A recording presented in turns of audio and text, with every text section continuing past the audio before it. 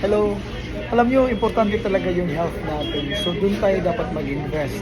Kasi, sa araw-araw na ginagawa natin, like me, or karamihan sa amin dito sa Canada, sa mga ganitong klase ng lugar, dalawa yung mga trabaho namin marami. So, kailangan dito dyan mo invest sa mong kalusugan kay maulang gidbiyan na ang among puhunan para makatrabaho makapangita mi kwarta.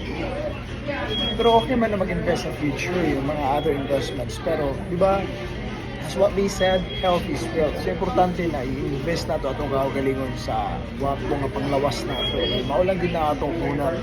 Abi ninyo guys, na-realize na ako na kung magkasakit ko, paano yung pamilya ko? Paano ako? Kaya hindi pwedeng magkasakit ako dito.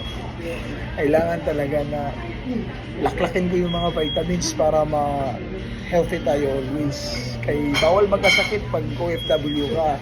Paano na lang yung mga billings mo, paano na lang yung mga obligasyon mo kung wala kang pera. So kaya kailangan kumita ka ng pera. So kailangan alagaan nato ang atong kalusugan, alagaan nato atong lawas. Kaya mo lang gini atong puhunan sa atong pagpaningkamot, sa atong pagpandabaho sa lugar kung asa banta karon.